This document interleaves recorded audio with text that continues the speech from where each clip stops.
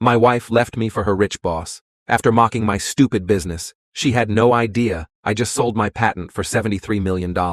When she came back with a lawyer, the courtroom payback was brutal. Hello Reddit I+ here. My name is Marco Alvarez. I'm 42 years old and I spent nearly 20 years building a business from the dust, installing security systems for mom and pop stores across Texas.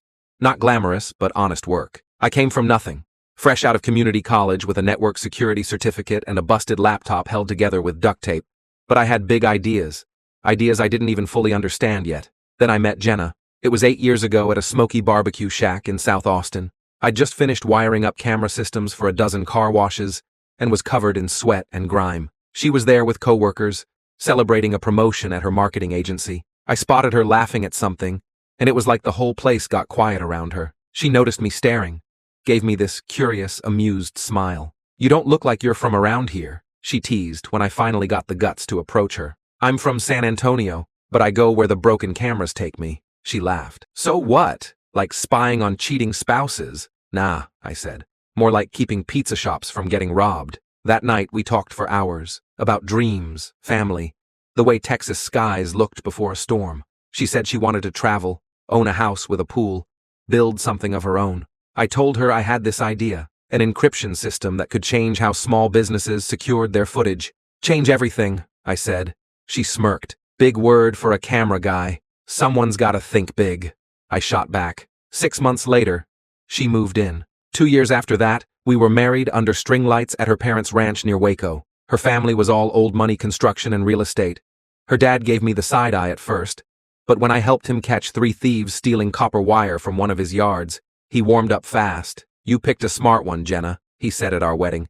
"This boy's got his head on straight." At first, marriage was everything I thought it'd be. Jenna helped me design pitch decks, ran social media ads, even answered client calls when I was swamped. We weren't rich, but we had a cozy house, weekend trips, and I was making steady money. But I was still working on something bigger. Late nights in my home office, surrounded by cold coffee and code. Developing a proprietary encryption tool that could make recorded footage virtually unhackable, even for advanced attackers. Something no other system in the affordable market had. Jenna knew I was working on a project, but I never told her the details.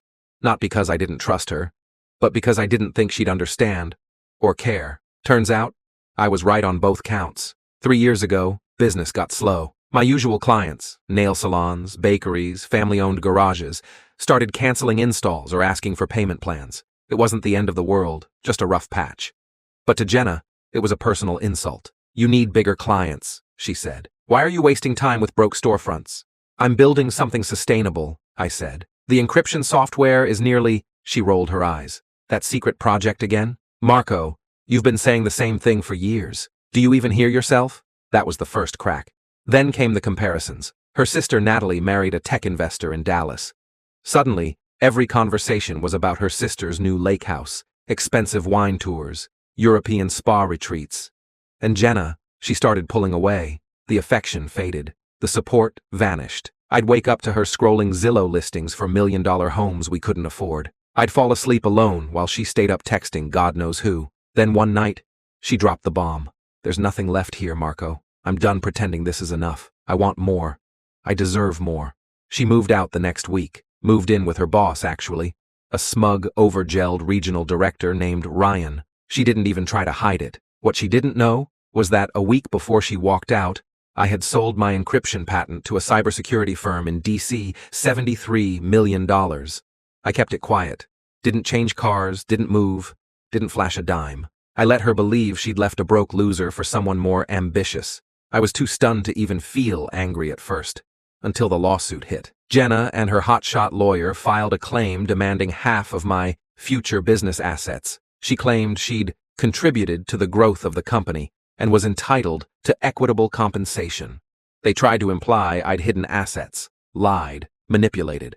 You name it. They thought I was going to settle quietly, but I came armed. My lawyer presented every invoice Jenna had ever submitted for designing a couple flyers and answering a few emails. We showed the timeline, how the patent had been in development years before I even met her, how I'd written every line of code myself. I handed the judge a flash drive with timestamps, logs, emails, testing reports. Let the facts bury them. And the judge? She eviscerated them. Jenna's lawyer looked like someone had pulled the rug out from under his entire career. Jenna just sat there, stunned, lips parted, like she'd been slapped by the truth. The claim was denied in full. They walked out of that courtroom with nothing. Not a dollar, not a share, not even the dignity they walked in with. I didn't say a word to Jenna that day. Didn't need to. The look on her face when she realized the gold mine she'd walked away from was mine alone, that was payment enough. These days I live quieter, but freer. I travel when I want. I donate to small businesses. Still install the occasional system just to stay sharp. My new house has a pool, just like Jenna always wanted. But the best part? She watches from the outside now, scrolling through social media, probably wondering how the man she dismissed became the one who didn't need her. Some secrets are worth keeping. Some exits, worth celebrating. It had been just over 18 months since I walked out of that courtroom a free man, rich, vindicated, and done with Jenna for good.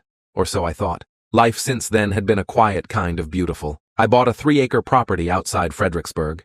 Hill, country views, gated driveway, pool out back. The kind of place you don't stumble onto. You earn your way into it. I didn't blow the money. No exotic cars or champagne-soaked parties. I hired a small team, launched a consulting firm that helps local businesses integrate top-tier security tech without getting gouged. A legacy move.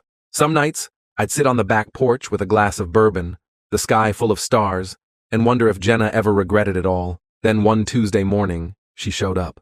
I had just finished a call with a client in El Paso when my gate alarm buzzed. I pulled up the camera feed, and there she was, standing in front of the black wrought iron gate, designer sunglasses, a cream-colored blazer, hair tied back like it always was when she was trying to look serious. Jenna. She looked thinner than I remembered.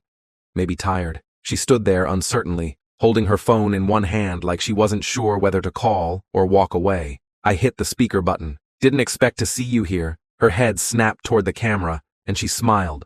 Soft, hesitant, fake. Marco, hi, I was in the area. Thought maybe we could talk? In person?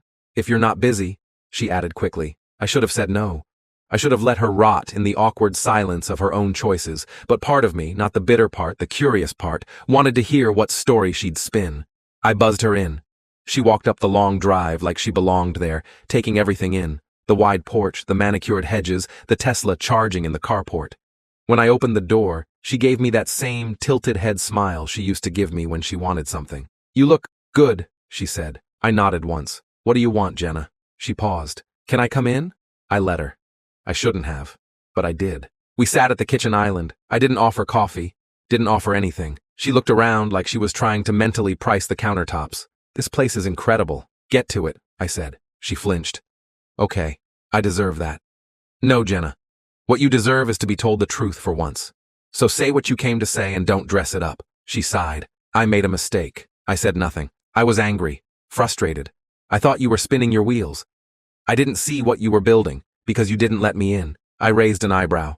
You mean, I didn't let you mock it enough? She looked down. I was wrong. Now that was new. I thought Ryan could give me the life I wanted. He had the cars, the downtown apartment, the connections, but it wasn't real. He used people. Controlled everything.